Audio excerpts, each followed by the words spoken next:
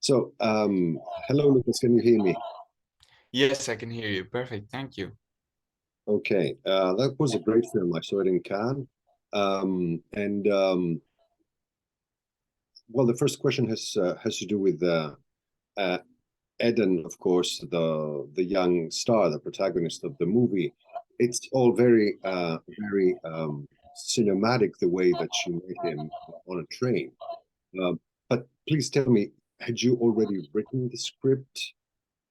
Was his character formed, and when you saw him, you actually pictured um, the main character in the film, and how did that go? What did you see in him? I mean, yes, the script was already written. We were at the last stage, I suppose, because I mean, a script is never finished somehow. So I was already also going to a lot of schools in Brussels, in and around Brussels, to cast or find or scout a lot of young people. But then when I saw Aiden on a train, the beauty was that I had music in my ears. So the first time I saw him, he was accompanied by music. So I only saw his face and I didn't hear what he was saying. But he was speaking. And so I had music in, and it was already like a sort of piece of cinema, because I saw his expression. I saw how his eyes were speaking in volumes, how he had this very open look, and yet there was this intensity in his eyes, like a sort of like a world already hiding behind it. And in a script that is so much about the internal world and about implosion and about the mechanics of the inside, I know that we need to find someone who is able to translate that through the face. There was also a sort of androgynous quality to him that made me describe him like an angel, because like it was this sort of beauty but also sharpness of this androgynous quality that made me realize if that boy puts on an ice hockey costume, an armor, it creates a sort of duality or a tension that I found really, really interesting. And when I went up to him and asked him if he wanted to do casting for cinema, he was very excited. And he later told me that he already thought I offered him the parts, which kind of made me really excited, because that means it's someone also who really,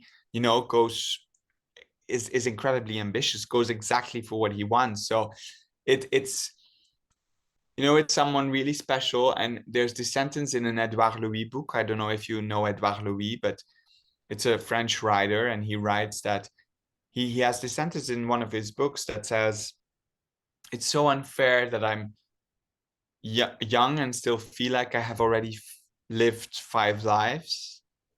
And with this boy, I felt like it was a little bit the case. I felt like there was already so much experience, life experience. Um, and then we continued working together. Yes, he has the air of an old soul, as we say, and that is transcribed in the screen very eloquently, very vocally. Um, One of the main qualities of the film is the very thematic contrast that comes along. And I'm wondering how much of the story and of the depth of what's happening did the boys that were casting the parts knew? How much did you discuss with them, and how much of this did they understand, or they didn't have to understand because they would, play the part without knowing what exactly the sort of bullying it was. I mean, they're in a very tender age Were they, I don't know, were they supposed to know everything in the film, what's happening in the film, or not? Well, I think I often say that we can learn many things by listening to 13-year-olds. Mm. I think we often underestimate, we adults often underestimate just how intelligent they are and how much we can come to re-understand by actually listening to their pure radical essentialism. Because people from this at this age, these young people, they are still so connected to the hearts. They speak from the hearts. And so they often remind us of something we have lost. And I think when we grow up, we learn to speak somehow as society expects or accepts us to speak. But often I feel like we have to learn how to speak again. And I mean that in the most broad, poetic way. So, I think the script is designed in order to be able to make a film about difficult topics, also with young people. There's a lot off screen. There's things that are on screen. But I think it's also about being at eye level with them and about considering them the intelligent young people that they are.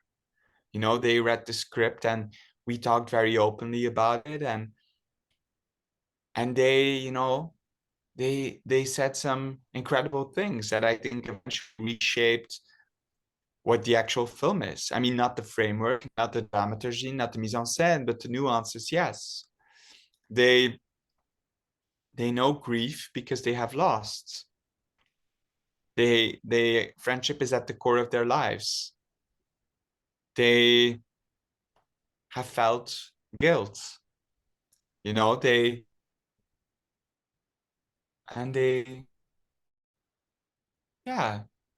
know violence because they live in a violent world. So why not address it with them? I mean, of course, in a way that is well surrounded and well with vocabulary and with language and with in a responsible way. But yeah, I talk very openly with them. That's great. And you covered most of the topics of what we saw in the film, except what your job was with the excellent direction of kinship, closeness, and intimacy. That was the camera work, and that was the aesthetics that you chose. What were the references, the cinematic references or artistic references in your film?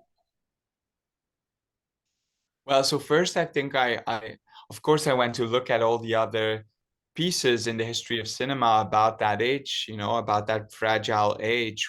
And then, of course, films that come to mind are The 400 Blows by Truffaut, but also some of the pieces of Agnès Varda, L'Incompris by Comencini, which is one of the films I found of young grief, like a child grieving. And then I think I look at a lot of dance performances. I'm very inspired by movement and by people who convey emotions through the body. So I'm someone who's very inspired by people like Anne-Theresa de Keersmaker, who our country's maybe biggest choreographer. I'm very inspired by painters. I look at a lot of painting, and because I think that when you talk about the cinematic language of the film, I think we have a very impressionistic style with a lot of color and light and a playfulness with that. So I often look at painters and how color and light is used in their paintings. One of my favorite painters is Henry Scott Hugh. I also really love Bacon and Hockney, and so I tend to look there also for inspiration. I guess maybe in a more general scale, I'm someone who I think that our cinematic journey is very influenced by someone like Chantal Akerman, because I think she is someone who showed or tried to deconstruct with her camera, you know, these assigned roles and gender expectations put on people. And so I feel very connected to that in our own way. I feel I try to look for inspiration wherever I can find it. I'm also really inspired by my mom, who is someone who always worked as a teacher, but in her free time, you know, was a painter. And so I have watched her paint and use color and try to find beauty from when I was very young. And I think her creativity and her being able to use that creativity as a sort of source for everything that was happening on the inside really has been a big inspiration for me. So yeah. Very much good luck with the Oscar nominations tomorrow. Are you looking forward? Of course, I'm nervously looking forward. Okay, then good luck. Thank you so much. Thank you. Thank you so much, Theo. Bye bye. Thanks Bye-bye. a lot. Bye bye. Be waiting. Looking forward. Bye.